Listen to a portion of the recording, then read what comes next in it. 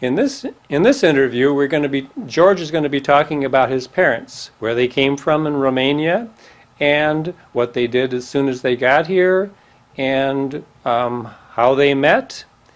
They both came at different times, but I'll turn it over to George, and so he'll narrate the story now. Well, my mother came in 1914 to Canton, Ohio, and lived in with her brother, who was settled in Canton, Ohio, and had a son and wife. And she lived in Canton until 1916, where my father, who was living in Detroit, was looking for a wife, a Romanian wife. And I heard a lot of Romanian girls in Canton, Ohio, so he came from Detroit to Canton, Ohio, and met my mother, and at that time,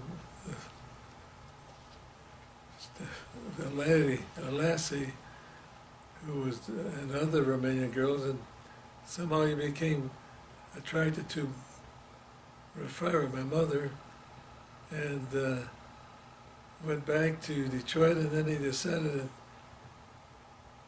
he was going to go back to Canton, Ohio, and marry my mother, which was very soon after he first met her. So they got married in Canton. It was in 1916, then, the tail end of 1916, and December. And then they decided, when he met her again in 1916, in December, on the 30th of December, they went to the Canton City Hall and got a marriage license, and that was in January, or January the 1st. So they got their marriage license in January, and moved up to Detroit in the 1st of January. Okay, and going back to your mother, your father came over in 1907, and he was about 21 years old. He was born in 1886, and your mother came over in 1914, as you said. She was about 16. So your dad was approximately 10 or 12 years older than she was. He was 10 years older. Okay. And when your dad first got to the U.S. in 1907, he started down in West Virginia. And he worked his way over. When he first came to the United States, he didn't know anybody. Only he was graduate. I've heard of Romanians in Ohio and Detroit. So he worked his way off from New York to West Virginia, and he gradually wound up in Detroit. But meanwhile, he was doing all kinds of jobs, and is traveling back to his final destination, which was Detroit. And he lived in a dormitory while he was in Detroit? Well, they lived in a rooming house, and a bunch of men all lived in a rooming house. And of course, all were single. They were all bachelors looking for wives, and there weren't too many Romanian girls at that time. But there were some in Canton, Ohio, and that's where my mother was living with her brother at that time, and she was just a single girl. Okay, let's go back to the reason why your father left Romania in the first place. How it actually came about. Well, I don't know exactly how it came about, but when he decided to leave his homestead, so he and his brothers, they pulled whatever assets they had. They had a pair of oxen, and they sold the oxen and split the money. And my father, with that amount of money, which was around $25, migrated from the village of Lisa to Dobrojan in Romania, which was near the Black Sea. And he worked there on different ranches and places. as a farmhand, and then he decided to come to America. And the next thing I know, he was settled in Detroit when he did come. And he left through Germany on a ship Right, and went through Ellis Island right.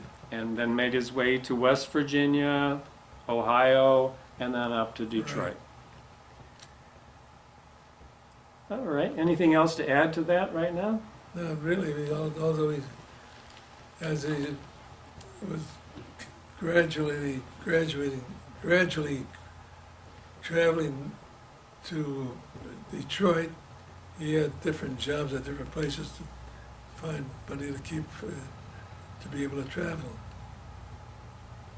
And of course, I don't know, then he wound up in Detroit with a bunch of other bachelors, and he started a store, a Romanian store, so he had a lot of Romanian customers. Now, how did he start that store? All I know is that he started it. He saved his money, and he was an entrepreneur at that time. He had an objective to own his own business, and all the other bachelors weren't that ambitious. So he saved the money and then bought rented the facility, the store, and it was a local grocery store located among Romanian families and Russian families and Hungarian families, all a foreign neighborhood. And whereabouts in Detroit was this neighborhood? It's on the east side of Detroit. It's located on Joseph Campo, which started at the Detroit River. We were 3 blocks from Detroit River, and that's where he got the store. And it was a main thoroughfare, and there's a ferry that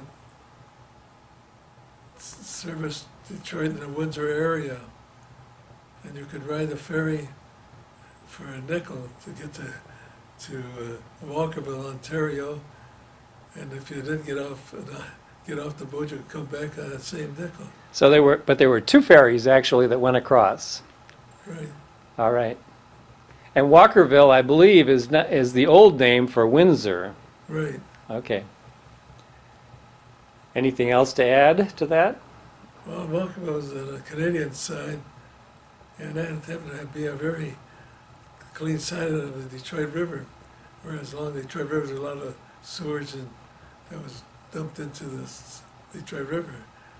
So when I was selling papers at the ferry, at the Walkerville ferry, we would ride to Windsor and find a place where we could get dressed and go swimming in the Detroit River, which was on the Canadian side of the Detroit River.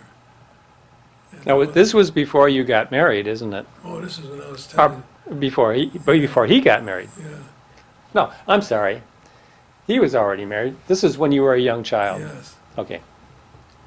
So when we wanted to go swimming in the Detroit River, we always would go to the Canada side because of the much cleaner side. Although I learned to swim on the Detroit side